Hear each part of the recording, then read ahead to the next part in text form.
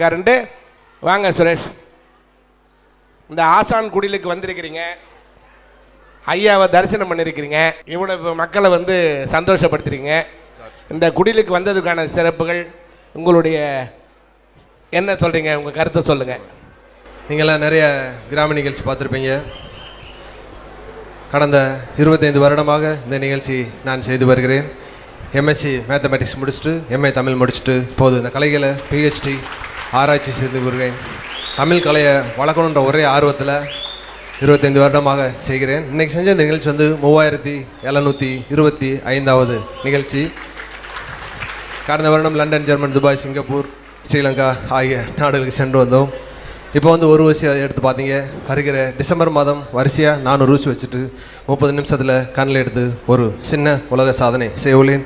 அந்த சமயம் உங்கள் அனைவருக்கும் அன்பு நண்பரும் அன்பு சகோதரமான திரு மகாநதி சங்கர் ஐயா அவர்கள் மூலமாகவும், கிங் அவர் மூலமாகவும், கைலாஷ் சார் அவர்கள் மூலமாகவும் உங்கள் அனைவருக்கும் வாய்ப்பு வரும். நீங்கள் அனைவரும் வந்திருந்து வளரும் சிறிய கலைஞனை ஊக்குவிக்குமாறு உங்கள் அனைவரின் பாதம் தொட்டு பணிமுடன் கேட்டுக்கொள்கிறேன். அதே மாதிரி 6ஆம் கிளாஸ் எத்தனை பேர் படிக்கிறீங்க? என்ன விளையாடுறீங்களா? வந்திருக்கிறவங்களாம் பெரியவங்க, அவங்கள பார்த்து யார் 6ஆம் கிளாஸ் படிக்கிறீங்கன்னு கேட்டேன். அது குழந்தைங்களை கேளுங்க. அதில் ஒருத்தர் கை தூக்குறாரு, இத்தனை வருஷம் படிச்சுட்டு இருக்காரு. 6ஆம் கிளாஸ் புக்கில் 13ஆம் பக்கத்தில் பாருங்கள், ஊர் திருவிழான்ற தலைப்பில் என்னோடய ஃபோட்டோ தமிழக அரசு வெளியிட்டிருக்காங்க. இத்தனை வருட உழைப்புக்கு இறைவன் கொடுத்த பெரிய வரப்பிரசாதம். பள்ளி பாடத்தில் இவரை பற்றி போட்டிருக்காங்கன்னா அப்போ எந்த அளவுக்கு இவர் இந்த கலையை வந்து பண்ணியிருக்கிறான்றத ஒரு சின்ன உதாரணம் தான். நாளை கூட நீங்கள் 6வது பாட புத்தகத்தில் 13ஆம் பக்கம் எடுத்து பாருங்கள். இந்த சுரேஷோட ஃபோட்டோவோட இவருடைய எல்லா டீட்டெயிலும் இருக்கும், அந்த கரகத்துக்கு உண்டான சிறப்பு செய்திகள். இத்தனை இவரோட உழைப்பில் எவ்வளோ இடத்துல நிகழ்ச்சி போயிருக்கோம். ஆனால் இந்த இடத்துல பண்ணுறதுக்கு மிகப்பெரிய புண்ணியம் பண்ணியிருக்கோன்னு நினைக்கிறேன்.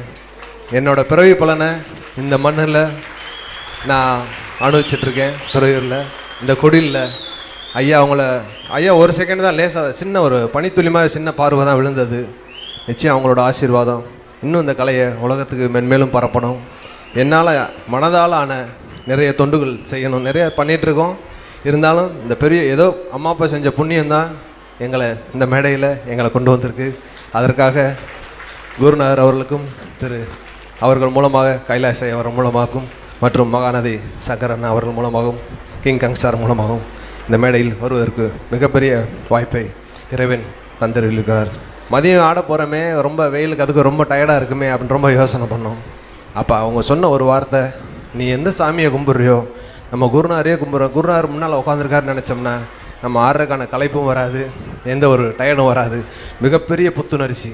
4 நாள் சாப்பிடாமல் இருந்த அண்ணா கூட குருநாதரை மனசில் நினச்சிட்டு செஞ்சோம்னா நிச்சயம் மிகப்பெரிய வெற்றி. அது அனுபவபூர்வமாக நான் அனுபவித்திருக்கிறேன். 6 அறிவுக்கு மேல் சிந்தித்தால் நிச்சயம் நான் அதை அனுபவிச்சிருக்கேன். அதை நீங்கள் குருநாதர் சொல்லிக்கிட்டே இருக்கார், டெய்லி நான் சொல்லிக்கிட்டே இருப்பேன், திரும்ப திரும்ப பேசுங்க. நாங்கள் வந்து மைக்கில் இதில் கேட்டாங்க ஸ்பீக்கரில், அது பேச பென்சில் முனையை சீவிர மாதிரி கூர்மை திருப்பி எழுதிக்கிட்டே இருப்போம். அதே மாதிரி நம்ம புத்தி கூர்மை ஆக நம்மளே 6 அறிவுக்கு மேலே போயிடுவோம். நன்றி, வணக்கம்.